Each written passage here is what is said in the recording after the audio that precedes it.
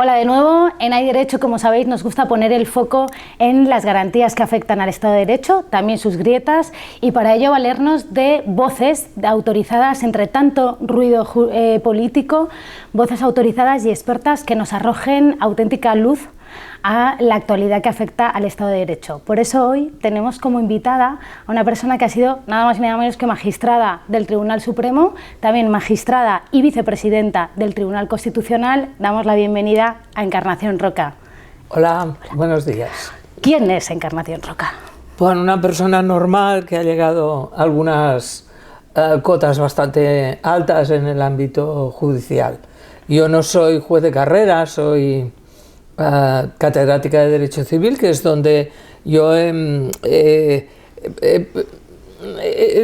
gastado la mayor parte de mi vida de trabajo. Pero bueno, luego en el año 2005 el Consejo me eligió como magistrada del Tribunal Supremo por el 5º turno y bueno, pues cambió mi vida realmente.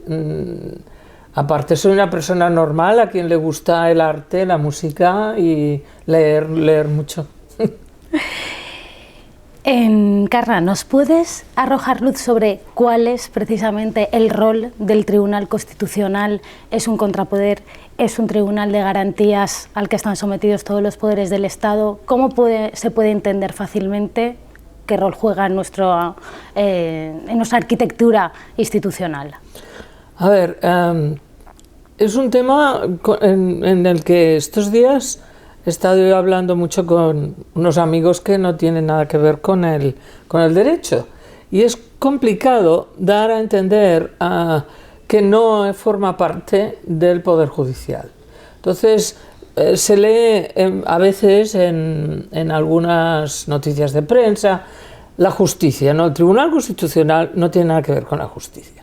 El Tribunal Constitucional es un tribunal de garantías, por una parte, para las personas que han sufrido alguna lesión de sus derechos fundamentales. Por tanto, aquí además juega un papel distinto al que juegan los tribunales constitucionales en general, porque solo en Alemania y en Austria y en España hay recurso de amparo para proteger los derechos fundamentales. Y el otro es un tribunal de garantías del Estado de Derecho. De garantías, bueno, porque el Tribunal Constitucional lo que hace es comprobar si las leyes que se promulgan son leyes que son constitucionales, por tanto no vulneran la Constitución, y luego si en la Constitución pues se determina que hay algunos papeles que el tribunal entiende que no se pueden ejercer. Por ejemplo, pues eso, el problema de la constitucionalidad de determinadas leyes. Esto es importantísimo. Esto entonces se dice, ¿el Tribunal Constitucional es una tercera cámara? No, así no ha sido concebido. Parece que estábamos acostumbrados a entender que el Tribunal Constitucional se pronunciase sobre, efectivamente, como refieres, la constitucionalidad de las leyes. Sin embargo, hemos asistido recientemente a un tipo de pronunciamiento diferente, que ha costado más que se entendiera y ha dado lugar, quizá no por la propia resolución, hasta cierto punto por la propia resolución del Tribunal, quizá también por el tratamiento mediático o político que se ha hecho de la actuación del Tribunal, pero vamos, me refiero evidentemente al auto en el que se dictan medidas cautelares urgentes que paralizan un procedimiento parlamentario. ¿Nos puedes arrojar luz sobre qué es lo que ha pasado, por qué se ha desatado esta crisis que afecta a lo que ha pasado? A la función a mí del me tribunal? parece muy claro y nadie lo ha descrito realmente lo que era. Se trataba de un grupo de diputados que reclamaban porque, debido a la tramitación de las leyes que se pretendía de modificación del Tribunal Constitucional y del Consejo del Poder Judicial, debido a la tramitación de estas leyes, veían vulnerado su derecho a la participación política. Este es el núcleo jurídico de la reclamación. Es decir, un recurso de amparo, pero un recurso de amparo parlamentario, porque el recurso de amparo puede ser de los ciudadanos normales o de los diputados y senadores, de todos los parlamentos españoles autonómicos o el Parlamento Central. Y estos diputados han considerado en su momento que no había respeto por el denominado artículo 23, que es el artículo que reconoce a los diputados el derecho a la protección de su derecho a la participación política. ¿Y por qué, sin embargo, acaba siendo tratado como si estuviésemos asistiendo a una injerencia o a un ataque del Tribunal Constitucional a la capacidad del propio Parlamento, incluso a la propia soberanía claro, esta es la segunda popular? Parte. ¿Por qué? Claro, esta es la segunda parte y la pregunta es perfectísima. Una vez interpuesto el recurso de amparo, claro, para que el recurso de amparo tenga eficacia, entonces lo que hay que hacer es, lo que pedían ellos, es que no se continuaran discutiendo en el Parlamento estas leyes que, tal como se habían tramitado, lesionaban su derecho a la participación. Y entonces para eso hay medidas procesales, ¿no? Suspender la discusión de la ley. Pero claro, suspender la discusión de una ley en el Parlamento significa claramente que estás incidiendo dentro de la soberanía, porque el Parlamento es el representante de la soberanía nacional, ¿no? Y aquí, yo puedo estar de acuerdo o no estar de acuerdo. Aquí es donde se plantea el problema verdaderamente político. ¿Había razonables alternativas jurídicas? Creo que no. ¿Cómo ha quedado después de esto la imagen, cómo crees que ha quedado la imagen de credibilidad del Tribunal Constitucional después de toda esta crisis? No solamente por lo que acabamos de comentar, sino también por las dificultades que hubo para designar a sus miembros, y cuál debería ser realmente la imagen que tuviera la ciudadanía del Tribunal Constitucional para preservar lo mejor posible su papel institucional. Los tribunales de tipo constitucional son tribunales políticos. Esto yo lo he dicho siempre, además ya lo había dicho García Pelayo. Yo no me voy a poner por delante de García Pelayo, que sabe mucho más, sabía, pobre hombre, murió mucho más, además fue el que, digamos, acarreó con las consecuencias de la decisión del caso Rumasa, porque él fue el que decidió, por el voto de calidad del presidente, en aquel momento eran 12, decidió por la constitucionalidad del caso Rumasa, que siempre se ha discutido muchísimo, y yo creo que yo no me voy a meter aquí, la decisión se tomó y ya está, pero él fue la víctima, digamos, porque tuvo que dimitir. Y dimitió y ya dejó de ser presidente y dejó de ser magistrado. No solo dejó de ser presidente. O sea, no estamos en la primera crisis del Tribunal Constitucional. Yo creo que fue la primera crisis del Tribunal. No la de ahora, sino esta a la que nos remontas. Y volviendo a esta pregunta, entonces, Encarna, ¿cómo refieres a esta crisis histórica, la crisis actual? ¿Cómo queda la imagen del Tribunal Constitucional y cómo se puede preservar su imagen para que cumpla realmente bien de cara a la ciudadanía su rol? Bueno, yo pienso que el Tribunal Constitucional debe ser considerado como un tribunal político, y esto creo que es porque la materia sobre la que discute es una materia política, que luego decide con criterios jurídicos, punto, y ya está. A partir de aquí, es cierto que por parte de la prensa y por parte de los partidos políticos que no ven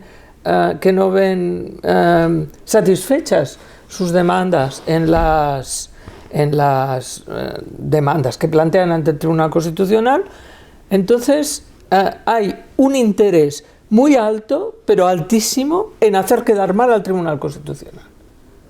Para mí, que yo lo he vivido desde dentro, y no solo lo que he vivido yo, sino además lo que conozco de la parte histórica del Tribunal Constitucional. Yo creo que a nadie le interesa tener un Tribunal Constitucional muy activo, porque vete a usted a saber lo que pasa.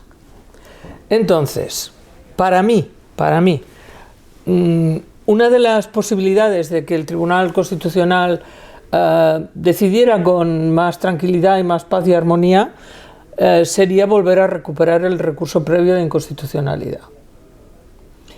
Es decir, como en Francia. Francia no hay Tribunal Constitucional, hay un Consejo Constitucional, un poco como el Consejo de Estado, que responde a las preguntas del Tribunal Constitucional o del Gobierno antes de que el Gobierno decida. ¿Con carácter vinculante? Como el Consejo de Estado. ¿Con carácter vinculante o solamente perceptivo? Yo creo que solamente, aún siendo solo preceptivo, esto ya es muy conveniente. Entonces, en este caso, por ejemplo, si hubiera habido un recurso previo, el tribunal el gobierno se podía haber dirigido al tribunal preguntando: óigame, ¿esto es correcto o no es correcto? Siempre que haya voluntad de hacer las cosas correctamente, porque muchas veces lo que hay es voluntad de, esto ya es comentario mío, de acudir a atajos legales. Porque me interesaba muchísimo en relación a mi decisión con relación al tema del recurso del estado de alarma, ¿no? El decreto sobre... Bueno, porque a mí me interesaba muchísimo saber qué es lo que había ocurrido en otros países. El COVID estaba en todas partes, ¿no? Y me miré muy atentamente la situación en Francia. En Francia se hizo una consulta al Consejo Constitucional. El Consejo Constitucional tachó algunas de las propuestas del gobierno, otras no, y con esto el gobierno decidió cuáles eran las medidas que había que tomar. Y las he visto. O sea, no es una cosa que me la hayan contado, las he visto yo. He visto que el Consejo Constitucional francés decía: mire, esto no, porque lesiona unos derechos fundamentales, y en otros casos decía: esto una opinión tiene para adelante y ya está. Y así se decidió luego. Se decidieron los decretos del gobierno francés. El caso es que ha habido muy poquísimas impugnaciones. Impugnaciones no se pueden evitar, siempre hay, pero luego los jueces dicen lo que sea en relación a lo que previamente se había decidido. Aquí tendrían el Consejo de Estado. El Consejo de Estado ya se ha visto el caso que le han hecho. Dos cuestiones más me gustaría plantearte sobre el trabajo del Tribunal Constitucional, que a veces cuesta para la ciudadanía entender. Una es: ¿por qué hay asuntos que tardan tanto en ser abordados por el Tribunal Constitucional? Sigue pendiente de abordaje el recurso en relación con la ley del aborto, en relación con la ejecución de la sentencia del 25% de materias en lengua castellana, sí, en Cataluña, la eutanasia, la reforma laboral. ¿Por qué sucede esto? Pues sucede, y aquí sí que el presidente interviene mucho, porque, a ver, así como en el procedimiento normal, en el Tribunal Supremo, las cosas se deciden por el orden que van entrando, en el Tribunal Constitucional no. Se deciden por el orden que al propio magistrado ponente le parece, y luego también el presidente también, como es el que decide el orden del día, es el que puede decir: bueno, pues mira, hasta aquí esto no, porque yo considero que en este momento podría haber una incidencia con elecciones o algún tipo de otro tipo de incidencia. Yo no he entendido nunca por qué se ha retrasado tanto el tema del aborto. Claro, es que luego el impacto... Una ley que además se está aplicando. ¿Por qué?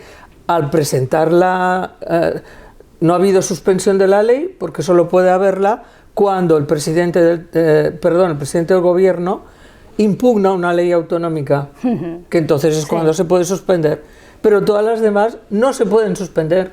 Por eso es importantísimo el recurso previo. Y otra cuestión que quizá menor comparada con esta, pero que llama también la atención del proceder interno del tribunal, es que se hacen normalmente públicas las resoluciones, ya sean autos, sentencias del Tribunal Constitucional, a través de nota de prensa, antes incluso de conocer el contenido completo de la resolución, las propias partes en el procedimiento, con lo cual se empieza a hacer pública y no conocemos de manera desgranada los fundamentos que han sustentado ese pronunciamiento. En esto yo no estoy en desacuerdo. ¿Por qué? ¿Por qué se hace Bueno, esto? a ver, se hace pues para tener contentos a la prensa, ¿vale? Directamente. Pero yo pienso que en lo que consiste una sentencia, tanto el Supremo como el Constitucional, es en el fallo. Todo lo demás son unos argumentos que pueden ser muy bonitos, muy floridos, obiter dicta, es decir, que no sirven para nada, pero que mira, ya que estoy escribiendo, pues también digo esto, etcétera, etcétera, etcétera, y esto no sirve para nada. O sea, lo importante de saber es si le he dado la razón a Juan o a Pedro. Y para el argumento solo sirve para justificar por qué le he dado la razón a Juan o a Pedro. Pero hace entender. Bueno. En el Constitucional, ¿El por qué, no? ¿quieres decir? No. Para la ciudadanía, quiero decir. No, la ciudadanía es incapaz, por suerte para ella, de leerse las argumentaciones del Tribunal Constitucional. Mejor que no las lea, porque tampoco va a entender nada. O sea que... Volviendo a una de las cosas que también se habla a veces en relación ya con la propia norma marco sobre la que se pronuncia el Tribunal Constitucional, es decir, la Constitución española, se habla muchas veces de la importancia de cuidarla y preservarla, pero también de reformarla. En tu opinión, ¿se necesita una reforma de la Constitución? A ver, este país tiene una Constitución blindada, ¿eh?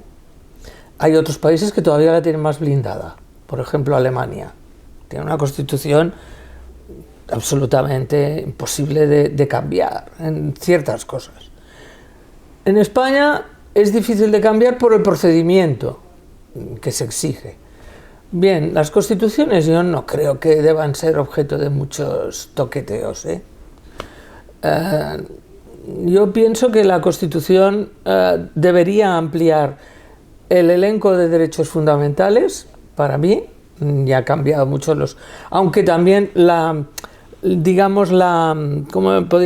interpretación de los tribunales también ayuda a la ampliación de los derechos, etcétera. Y luego hay una cosa que ya me parece que ya ha quedado obsoleta, que es el título octavo. Ya ha quedado obsoleta porque el Estado... La organización territorial del Estado, para quienes nos escuchan. Claro, el título octavo, que es la organización territorial del Estado, pues ya es la que es. Y por tanto, a mí me parece que lo único que debería ser, ya que en definitiva acabara siendo un Estado federal, que le llamáramos lo que es en realidad, porque lo es, tiene cláusulas de Estado federal, y en definitiva España se llamamos Estado autonómico, porque llamar Estado federal levantan pollas, bueno, vale, muy bien, pues le vamos a llamar Estado autonómico, pero en realidad es un Estado federal. Pero dicho esto, hay algunas cláusulas del procedimiento de llegar a constituir España como un Estado autonómico que ya se han cumplido, por tanto ya no sirven para nada.